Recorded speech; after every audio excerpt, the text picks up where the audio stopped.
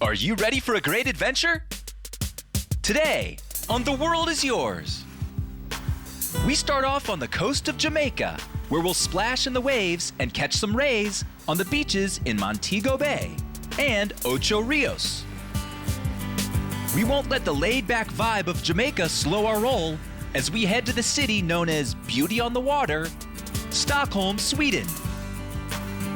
After we stuff our bellies with sweet local treats, we'll hit the water on a luxurious Royal Canal tour.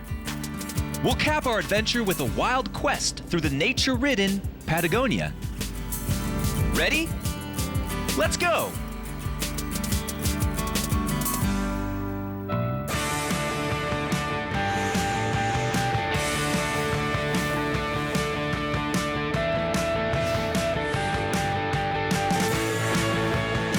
The world is waiting, and the world is yours.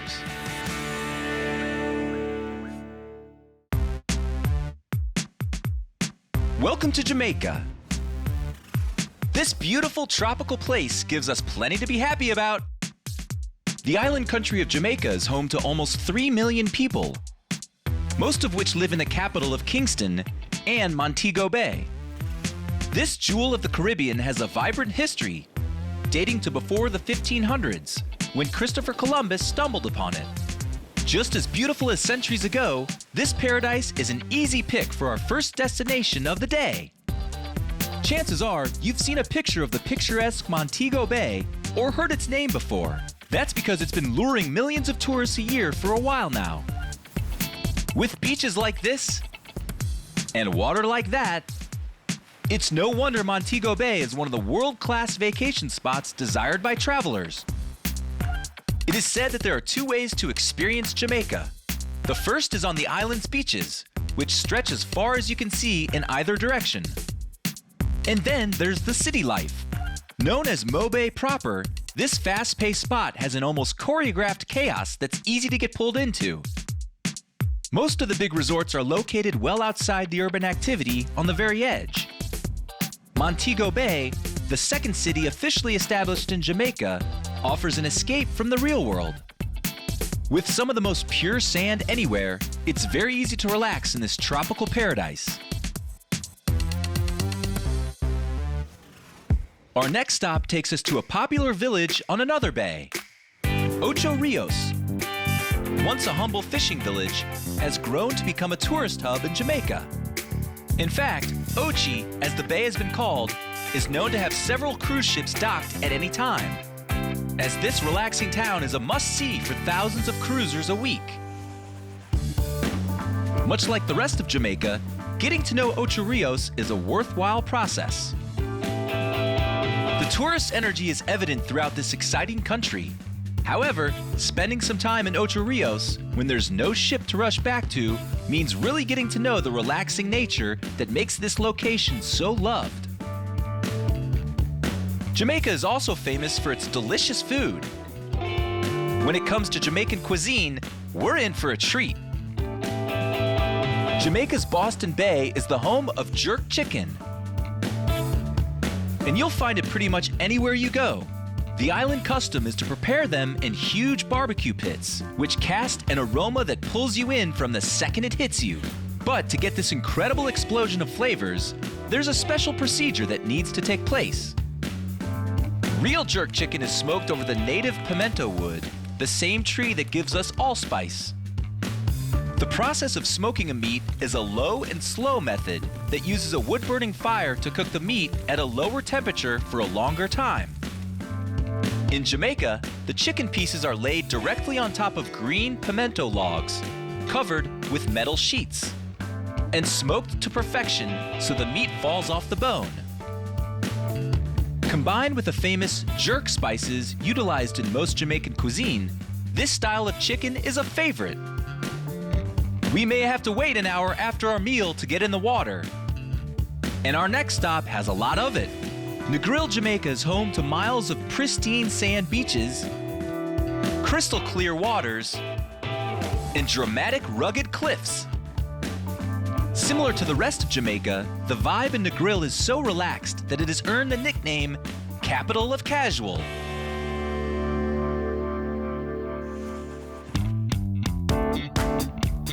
This long stretch of coastline is actually a series of beaches that make up the Negril Beaches, originally named by the Spanish in 1494. In total, the count is 7 miles of beach, consisting of 2 bays, Long Bay in the south and Bloody Bay to the north. To reach the other side of the Negril Beaches, it takes an hour and 15-minute drive along the highway. But once we're relaxing in a beach chair on the other side, that drive will fade from memory. South of downtown Negril, West End, we'll find easy access to waters that are perfect for snorkeling, diving, and even cliff jumping, with some jumping points as high as 40 feet. Are you brave enough to take the leap? Now that we've seen the best beaches the island nation of Jamaica has to offer,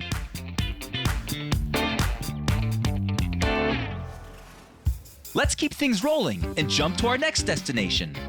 But first, let's test your world knowledge. What is the name of the biggest lake in Sweden? A. Vänern, B. Ringsön, C. Mälaren, D. Michigan. The answer coming up when we return to The World is Yours.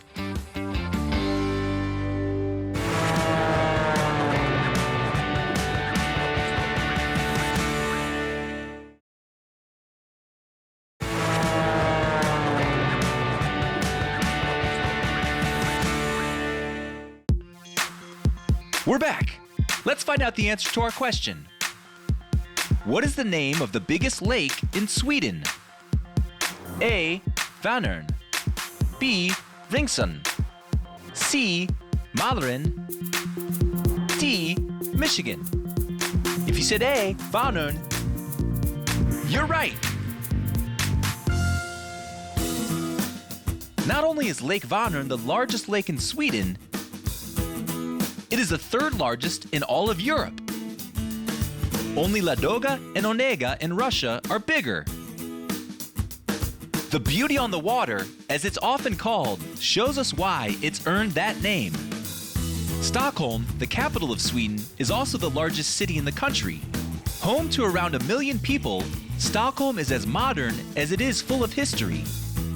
Regarded as one of the most beautiful towns in Europe, the canals that cut through the city divide the urban sprawl into 14 islands and offer new ways to get around. While there are many options to get where you're going, be it on the bus, taxi, or even a boat, in Stockholm, chances are you can find whatever you need within walking distance. This European wonder has so much to offer, it's hard to choose where to begin. But I think we've found the perfect place. Gamla Stan, the Old Town as it is also known, can be extensively explored with the expertise of a guide. Along the way, you'll come across Stortorget, one of the most picturesque squares in all of Stockholm. It's the oldest square in the Swedish city, the historical center from which this medieval urban metropolis came into being.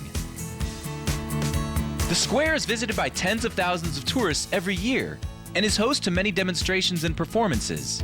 At Christmas time, locals and tourists alike flock to its renowned annual Christmas market, where we'll find handmade crafts and traditional Swedish food.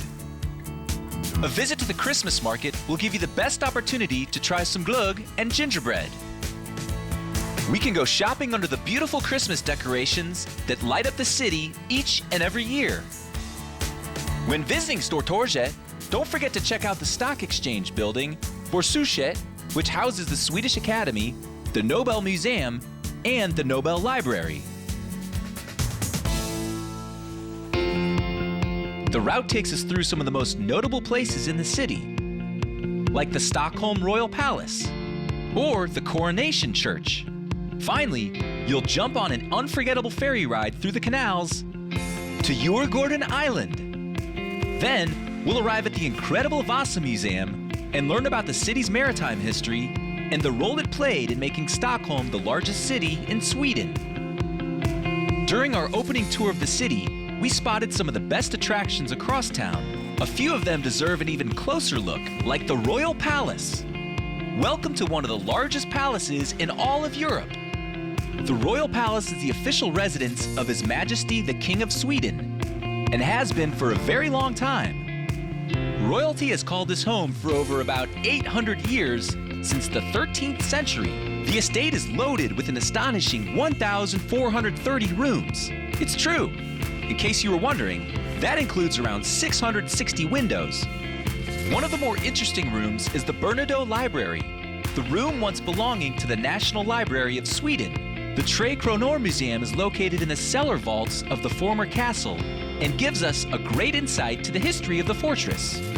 Over the past several hundred years, there have been numerous phases of construction and remodeling of the Baroque-style building. There's so much to do, we better get a move on. It's no secret that the Royal Palace and surrounding area is stunningly beautiful. That's why there are several ways to take in the full scope of the estate.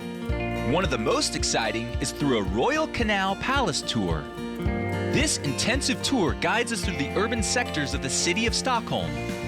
The tour also takes us through water and gives us some picturesque views of the Djurgården Canal and the historical buildings and fascinating sights along the shores of the Saltholm. With audio guides in 11 languages, almost anyone can enjoy this journey through Stockholm.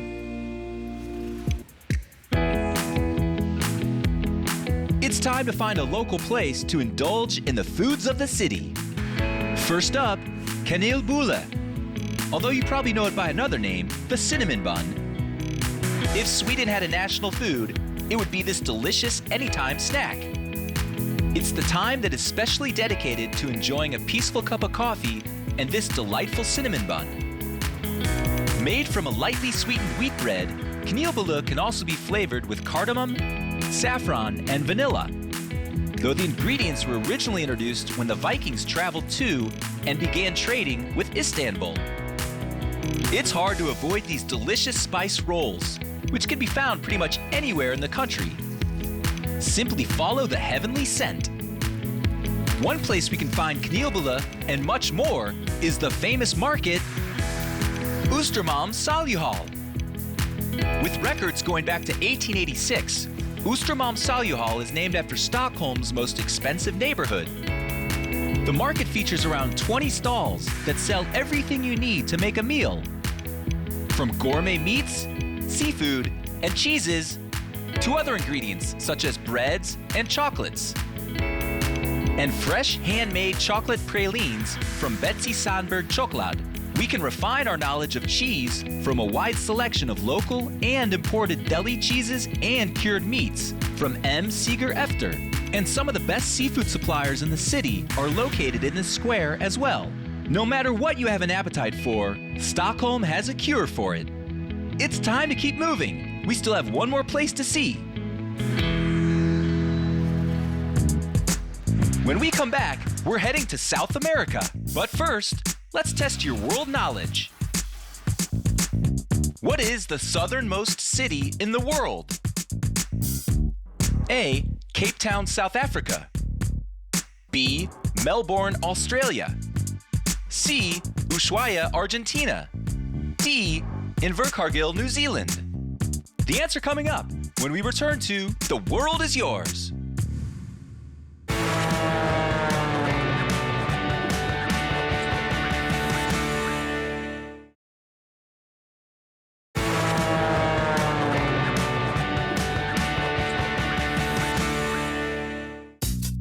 We're back. Let's find out the answer to our question. What is the southernmost city in the world? A. Cape Town, South Africa.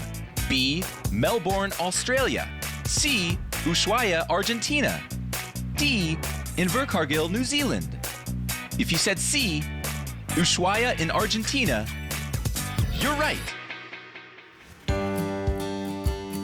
Ushuaia is not only the most southern city in the world, but it's also the port that receives all the people that travel to Antarctica. Welcome to Patagonia. Located at the southern tip of South America, this region, with a very small population, is shared by Chile and Argentina. With an ocean on each side, this 6,500 square foot slice of heaven has one of the most diverse range of landscapes in the world. From the peaks of the Andes Mountains to the silent rolling grasslands and deserts in the southern Andes. The region was given its name by the explorer Magellan in 1520. He used the word Patagon to describe the native people, whom he believed to be giants. And while they didn't turn out to be giants, Patagonia did become one of the most visited glaciers in the entire world. The peaks of Patagonia are just a small slice of the natural beauty this land has to offer. Another secret gem of Patagonia is the Los Glaciares National Park. Located in northern Patagonia, this collection of majestic mountains and mirror lakes reverberate the image of the unsullied Andes surrounding them.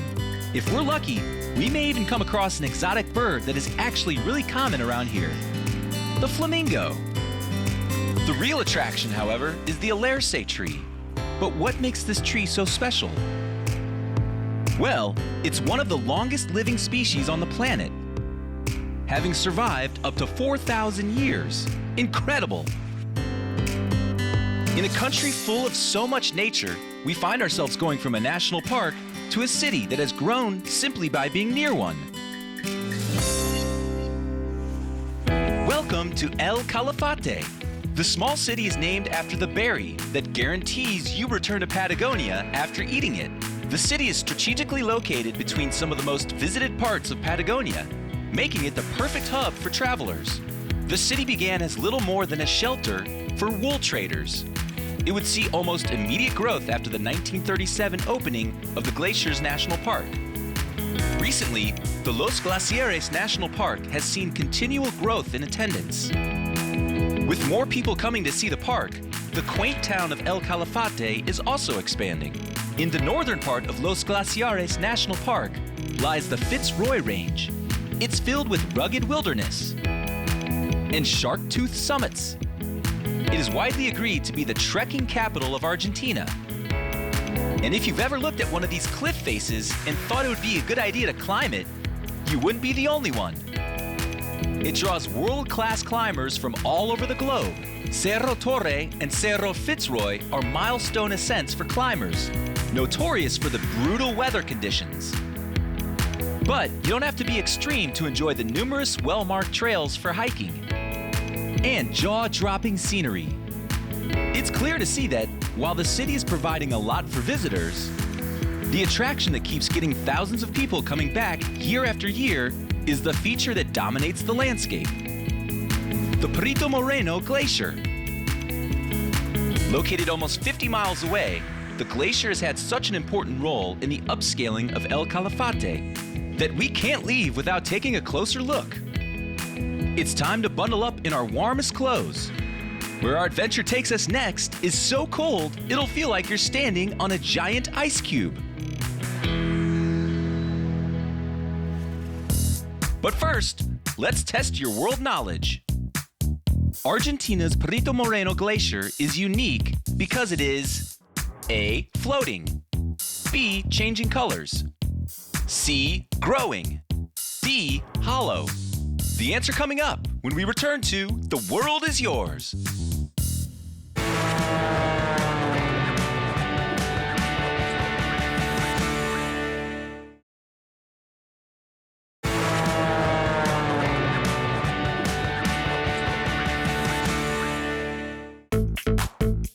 We're back. Let's find out the answer to our question. Argentina's Perito Moreno Glacier is unique because it is A. Floating, B. Changing colors, C. Growing, D. Hollow. If you said C. Growing, you're right. Perito Moreno is the prize jewel of Patagonia and is one of only 2 glaciers in South America that is still growing. Scientists believe it's expanding at a rate of around 6.5 feet every day. Additionally, this glacier is the 3rd largest reserve of freshwater on Earth. Pretty cool. Our tour of Patagonia has brought us across one of the most diverse arrangements of landscapes on the planet. Perito Moreno Glacier is a massive body of frozen water located in the southwest of Patagonia. At over 97 square miles of ice, it's one of the world's largest freshwater reserves and draws thousands of visitors a year. Locally referred to as Glaciar Moreno, it measures 18 miles long, 3.1 miles wide, and with a highest point of 196 feet high, it is truly a giant. But what makes it exceptional is its constant expansion. Around 6 feet every day. Unlike nearly all glaciers, Perito Moreno is actually getting bigger. And while the unpredictable growth is good for the region, it leaves scientists scratching their heads. With global climates trending up in recent years, most glaciers are melting. But not Perito Moreno. This natural occurrence is what causes building-sized icebergs to split from its face. That's a pretty amazing thing to see from a distance. But you wouldn't want to be too close. Well, that's a wrap on today's adventure. We cruised the coast of Jamaica from Montego Bay to Ocho Rios and enjoyed some delicious jerk chicken. We toured the must-see sights and museums of Stockholm before marveling at the Royal Palace. And we closed our adventure with a wild quest through the nature-ridden Patagonia. Thanks for joining us on our trip around the world. There are many more adventures to come. Until next time, the world is waiting and the world is yours.